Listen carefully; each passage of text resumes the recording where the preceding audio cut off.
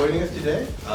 We appreciate you coming out, and we want to thank Suzanne Mitchell of Forbes Hospital's Healthy Eating Center. So anything's off to her. Okay, great. Well, thank you all for coming today. I'm with the Healthy Food Centers, and I'm based out of Forbes. We have currently 5 locations for the Healthy Food Centers. Forbes was the last one to open. I opened in 2021. We are from the Center for Inclusion Health out of Allegheny Health Network. What this Center for Inclusion Health does is helps those that are socially marginalized and vulnerable population. We help people that are experiencing homelessness. We have a street medicine unit, HIV and AIDS, transgender health, immigrants and refugees. We do post-incarceration. We have a medical respite. And of course, we have the Healthy Food Centers, which is where I'm from.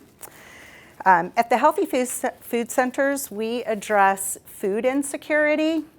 So what is food insecurity? It is the state of being without reliable access to healthy foods or enough food. It's also can be somebody that is running out of food, or somebody that just is truly hungry would be a food insecure person. So the way that our program would work is when you go to your doctor's office and they do a screening, and they'll ask you sometimes, are you depressed? Are you a victim of abuse? Do you smoke?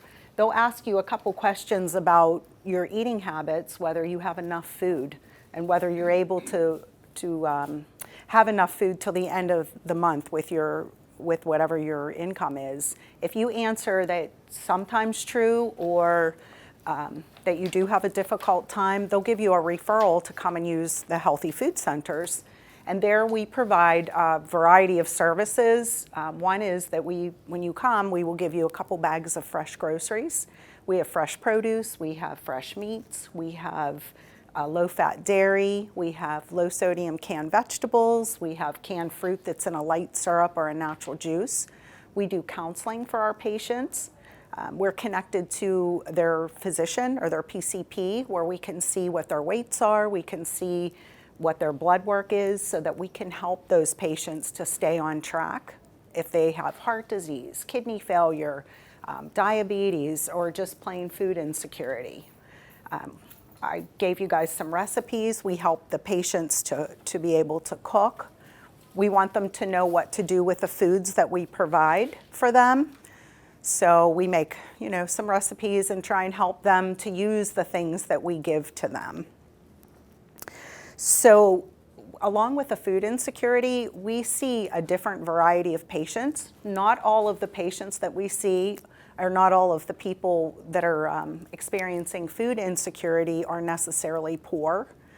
Some people that are poor are not food insecure, and some people that are not in poverty experience food insecurity for a multiple number of reasons. They can be going through a health issue, cancer. They can have somebody that has lost an income, which could get them to the Healthy Food Center. Just a multitude of different reasons for why they would come to the Healthy Food Center. So when they come, we do give them some information on healthy eating, and that's actually what we're going to talk about today, healthy eating and healthy eating on a budget.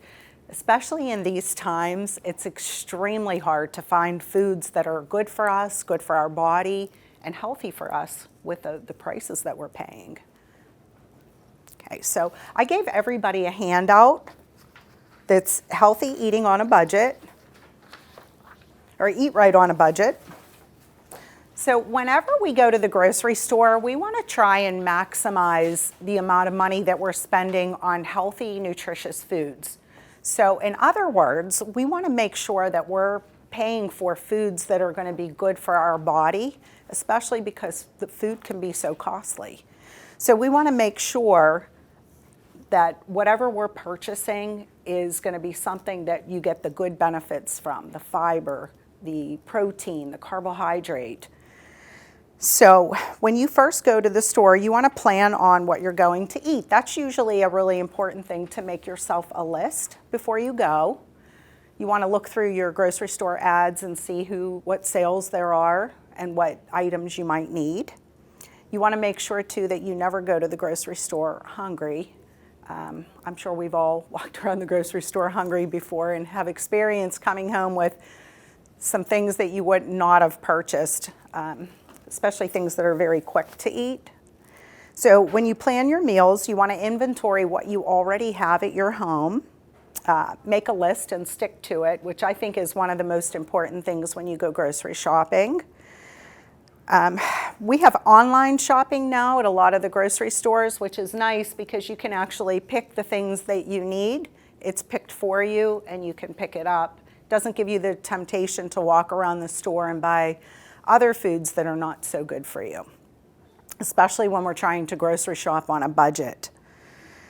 One of the other things I want to note about the grocery store, when you walk into any grocery store, Giant Eagle, Aldi, Coons Markets, Shop and Save, every store is basically set up the same way. You walk in, you see the produce, right? You walk along the store, past the produce, you hit the meats and the dairy. All the food that is essential to you and healthy that you need is on the perimeter of the grocery store. It's once we start going down the aisles that we get in trouble, where the crackers and the chips and the cookies and things are that we don't necessarily need. So if you do go grocery shopping and you are really trying to watch the budget and you're trying to look for foods that are healthy for you, to play it safe, you want to stay on the perimeter of the store. That should be pretty helpful. You also, too, whenever you're deciding what meals that you're going to prepare for the week, you want to make sure that you are making what you are going to actually use. We don't want to make a lot of food and then throw it away. If you make more than you think you'll use, you can always freeze it and use it at a later date. It's also helpful, too, if you buy things in bulk, like a big pack of chicken and maybe break it down, cook what you're going to use today, freeze the rest. You can use that at another time.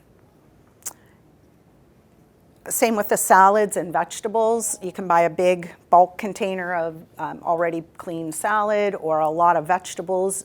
Most vegetables, fresh vegetables especially, can be cleaned, cut, and frozen and used at a later date. So you also want to make sure that you determine where it is that you want to do your grocery shopping. You want to look at the ads, you want to compare the prices, you want to shop in the stores where you can purchase foods for less. I know myself, I like to compare the ads and see who has what on special. If I can get something at one store on sale, I'm definitely going to do that and then maybe get some other items in another store. So if you're able to do that, that's always a good way to do it. Also, too, using store coupons or different incentives that the grocery stores can offer. Maybe, buy 5, get 1 free, buy 1, get 1 half price, whatever incentive you can get in order to shop a little bit better on a budget.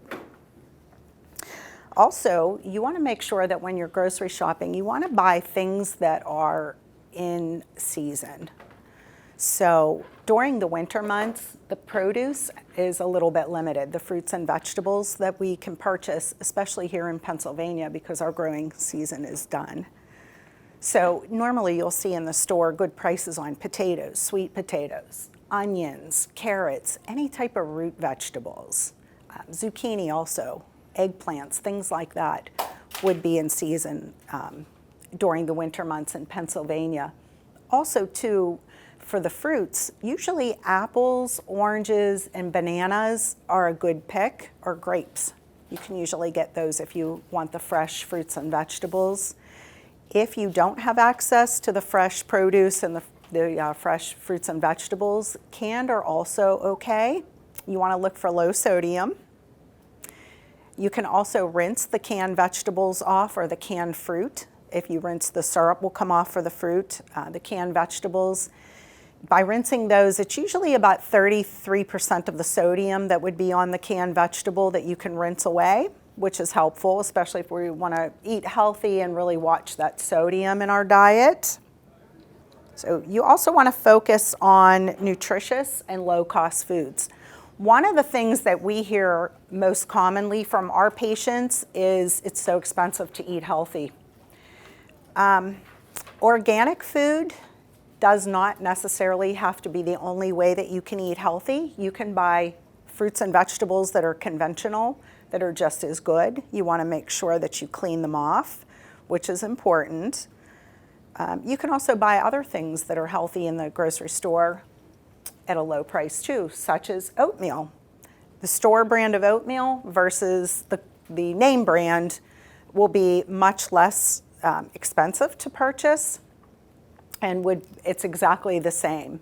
When you purchase oatmeals that have added sugars and apples and whatever else in it, that's definitely, or pre-portioned, that's definitely going to have a lot more of an expense than just a plain can of store brand oatmeal. So same with any type of rice, especially a brown rice, quinoa, canned beans, dried beans. These are foods that are extremely healthy for you that you can buy at a low cost, especially when you're looking to save the money and also, eat a little bit healthier. Also too, eggs, canned tuna, any type of a nut butter, which would be a good source of protein. Peanut butters, almond butter, sunflower butter, any of those would be acceptable. You want to look for ones that don't have a lot of added sugar to it. I know a lot of people don't like to purchase the peanut butter that you have to stir, but that's usually just peanuts and a little bit of salt. So that would definitely be better than buying one that would have a lot of added sugars to it. It would be healthier for you. It's also a good snack. Any type of peanut butter, hard-boiled eggs are a good snack. I know right now they're extremely expensive too, so that might not be a great example, but hopefully that will go down soon. Yogurts, cottage cheese, especially the Greek yogurt. Cottage cheese is a great source of protein if you're a fan of cottage cheese. Another important thing to shopping on a budget is watching the portion sizes of foods. So we don't want to take a whole lot that we're not going to eat because then it gets wasted. And of course, you're paying for food that's getting thrown out. You can always save it, but in every situation that doesn't work out. So you want to really watch what type of portion that you're putting on your plate. Also think of it this way too, if you're eating less and you're watching your weight also, if you're not putting so much on the plate that's going to get thrown away. Healthy snacking is another question that we seem to get a lot of. You can buy large containers and divide them into small portions, which is a nice, effective way to save money on snacking. And you want to, of course, purchase things that are healthy. Apple and celery with peanut butter, cottage cheese with a fruit or vegetables, maybe some cottage cheese and fresh tomatoes that may be in season would be good. Low-fat yogurt. Air-popped popcorn that doesn't have anything added to it, or maybe just a little cinnamon if you're looking for flavor, is also a good healthy snack. Any type of a fresh vegetable that would be cut up, added with hummus, is also a good healthy snack. Low-fat dip, fresh fruit. To keep in mind, fresh fruit, you get that benefit of the fiber and also the vitamins that come from the fresh fruits. Get the good potassium that comes from it. Good choice for vitamins, anything that's fresh. Also too, you want to cook more and eat out less, which is important, especially if you're on a budget and you're trying to save money. Convenience foods will always cost more. So if you purchase a pineapple that's pre-cut or cantaloupe that's pre-cut, you're going to pay a lot more than you would if you just purchase the pineapple or the cantaloupe and cut it at home. So foods that are cooked at home are generally healthier also because we know what is in that food. We can also watch the salt in the food. We can watch how much fat that we put in there as far as butters or oils. We can choose an olive oil or a canola oil, something that's much healthier. Anything that would be pre-cut, of course, would definitely cost more, or any prepared foods would also cost more if you were to purchase a lasagna or something that was already frozen and prepared. It's generally more expensive than if you were to make that on your own. Does anybody have any questions so far on healthy eating on a budget? Rice. Is brown rice better than white rice? So he's asking me if brown rice is better than white rice. So this can be a tricky answer. So brown rice will have the whole grain and the fiber still on it. The white rice has been stripped of that fiber. So not to say that white rice isn't good for you. If you were to have maybe some type of an issue with an eating disorder of some type, white rice would be okay for that. But if you were looking without any type of issues and you were looking for the better choice, the brown rice by far would be the better choice because it does have that fiber on it. Any other questions on the?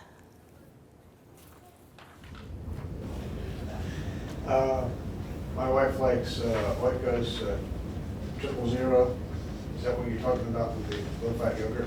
Okay, so he's asking me if he said his wife likes the Oikos triple yogurt or 000 yogurt. Yep, absolutely, that would be a good choice.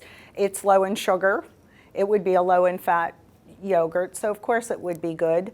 A plain yogurt, really any yogurt that you want to watch the fat content in the yogurt. You want to look really for 0% fat in yogurt, especially if you're trying to watch for heart health or if you're trying to watch for your weight. You want to pick things that are low fat or no fat, preferably. Sometimes too with yogurts, you want to watch how much stuff is added to the yogurt because of the sugar content that would be in there. So I see sometimes in the grocery store, and I'm telling you, they look so good. You'll see maybe a yogurt that's like a tiramisu flavor or lemon meringue pie flavor. And I look at the calories on that and I think, wow, it has 220 calories for this little tiny thing of yogurt. I probably should just eat the piece of pie instead of that little piece of yogurt, right? And then I'll look and I'll see, oh my gosh, it has a ton of carbohydrate in it and it has all those calories in it. So that's something, that was a great question actually, because that is something that you want to really watch, not getting tricked by some of the healthier food labels, such as that. Speaking of yogurt, why is it the Greek yogurt supposed to be the one you're supposed to have? All the differences, and they always say have Greek yogurt. Okay, so she's asking about the difference between Greek yogurt and plain or regular yogurt. So the benefit that you would get from the Greek yogurt is the protein content in the Greek yogurt would be much higher than a regular yogurt. So that's why you would want to choose that, because you get that added protein from the Greek yogurt. From either Greek yogurt, Skier usually has it, which is a fancy yogurt you might see in the grocery store. It would be a little bit more on the lines of a little bit more expensive. Yogurts too, you want to make sure that they have a good probiotic in the yogurt too. So sometimes the yogurt, again, like the lemon meringue flavored that has a ton of calories and a lot of sugar, it looks delicious, you might as well have the dessert, may not have those probiotics in there. And that's actually what you want from the yogurt. You want that live culture, that live probiotic in there, which would make it a better choice. And the Greek yogurt, of course, for the protein content. Yes? Pretty much just a comment. You can get Greek yogurt at Aldi's, and which I do, and I love to get the big containers because there's so much you can do with the yogurt. But and also it's environmentally more responsible than getting those little itty bitty things that are full calories, you know. Right, absolutely. So that's another example. She said that when she goes grocery shopping, she buys a big container of yogurt and then she can just take out what she needs, and it's environmentally responsible because you're not wasting so many of the small yogurt containers to throw away. That is absolutely a great point. You can do a lot with, especially a plain Greek yogurt. You can use it in place of sour cream. You could add it into recipes along with applesauce and desserts too, would be also another way to make that dessert a little healthier. But the yogurt, again, the big container is an example too of different ways of buying a bulk amount and portioning it out. Any other questions on healthy eating on a budget? I was wondering, when trying to eat, more fish, how much fish is too much? Are there particular kinds of fish that are better than others in terms of nutrition? Okay, so fish is really super good for you. For portion sizes, you want to choose about 3 ounces would be a portion size of fish, which is about the size of a deck of cards. Fish is extremely good for you. It has a very good healthy fat to it, especially like a salmon and a mackerel would have that. The white fishes like tilapia and sole and whatever, they're literally no fat in those. As long as you're not frying the fish, fish is one of the healthiest things that you can possibly eat.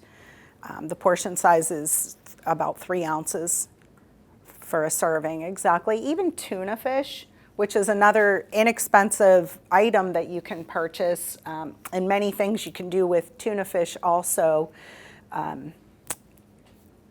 would be pretty good. If you make a tuna salad, you just want to watch with the mayonnaise, because that's where you're going to add the fat and the calories to it, and maybe it won't be as healthy as it would be if it were just a tuna with maybe a vinegar and oil over a salad, or a bed of lettuce or on crackers, or a wheat bread. Something like that would definitely be a great snack or even a great meal. A lot of people do have a hard time changing and making whatever it is that they're normally used to eating one way and making it a little bit healthier, but you do get used to the taste, and you do get used to the way it feels on your body and the effect that it has. I see that a lot with people that have lost a lot of weight, that changed the way they ate and purposely lost a lot of weight and changed their whole lifestyle routine, and they'll say, wow, I can't eat that or drink that any longer because it doesn't make my body feel good. So that's always a benefit of changing, especially if you're thinking about, well, maybe I won't put so much butter in this and I'll use the olive oil instead, but it doesn't taste the same. But you can also think that on the other side, your body's going to thank you in the end. It's going to feel better, and you will get used to the different taste of it. Salt and sugar are learned taste. There's something that we've learned to like, right? So when you were a baby, you weren't given foods that had a lot of salt and a lot of sugar and a lot of fat. But over time, you've tried different things and said, oh, I really like the taste of the salt, and wow, the sugar is fabulous, and wow, that butter content in there is just amazing. So if we've learned to like those, we can unlearn that and go back to when we didn't have such a taste for the salt and the sugar and the high fat content, which is basically what you're saying. I think you can do that with vegetables. I notice if I give myself larger portions of vegetables and less portions of the meat, and I do like vegetables, but it's just making my mind say, okay, I'm going to eat double the vegetables and less of the meat. It takes a little bit of getting used to, but if you like the vegetables anyway, Absolutely. just give yourself more. Right, and remember too, you can flavor the vegetables in many different ways. You can add lemon and lime to vegetables. You can squeeze orange over it. You can put fresh herbs on the vegetables to give them a better taste, to give them a really good taste. You can prepare them different ways, grill them, bake them, broil them, saute them with some other vegetables that you may not have thought that you would like. I found that when I make a conscious effort to eat healthier, which I am trying to do, I don't want to eat out because that stuff that I've kind of given up on and don't have a taste for anymore, whether it's a particular item or more commonly it's how that item's prepared. Lasagna isn't just lasagna. You can do it all kinds of ways, healthy ways and unhealthy ways. So it saves me money, not having any desire to eat out. So she said that when she starts eating much healthier foods and goes out to eat, she sees that some of the foods that are there are not so healthy and prefers pretty much to go out to eat, to stay home and eat instead of going out to eat because the food is much healthier. that you prepare at home. When you go to a restaurant and you really are trying to watch eating healthy, which can be very hard to do, with not only with the temptation, but with what is prepared in the restaurant, you want to look for foods that are grilled, baked, broiled. Look for things that don't have gravies and sauces, will be a little bit healthier. Of course, we can't always pick a salad, but a salad's also a good thing. Just watch what's on the salad. So you can take a very healthy salad with maybe some lettuce and nuts and vegetables, and then add croutons and all kinds of stuff and heavy dressings, which will make that salad no longer a healthier salad. So when you do go out and you want to continue eating healthy, that you want to look for the baked, broiled, the grilled. You want things that are naturally low-fat, fish, of course, leaner cuts of meat, chicken, turkey, things like that. More on the plainer side. Maybe a baked potato without all the fixings, all the butter and bacon and cheese and everything on it. Maybe pick the baked potato with just a little bit of sour cream, or something that you're still going to enjoy the meal, but you're not going to have all the negative effects of what would come from that meal going out. Any other questions? Well, thank you very much. Well, you're welcome. Thank you for coming.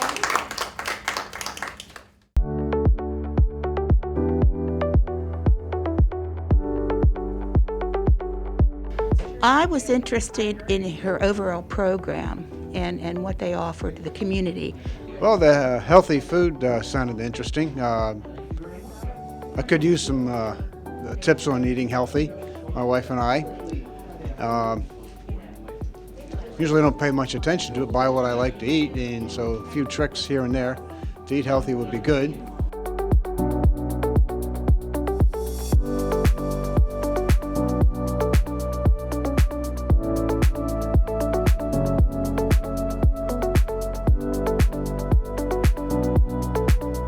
The white rice and the yogurt are two things my wife likes, white rice, and I don't see the point, but I keep buying it because she likes it. And now I got more talking points so I can talk her into eating brown rice and the flavored rices. Okay, very good. And she likes the kind of yogurt, and so I confirmed that it's good for her.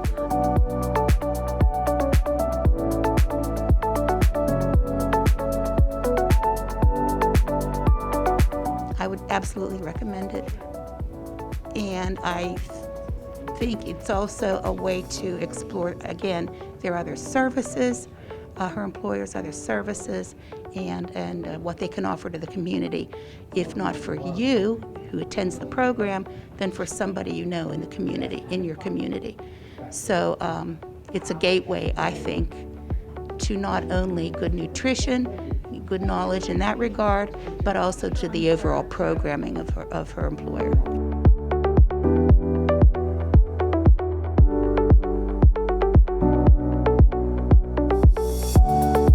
I trust the library to have good programming. Monroeville is a wonderful library. I go to probably 7 or 8 libraries for different reasons, but Monroeville is the closest to me, but it's also the best, in my opinion, for me.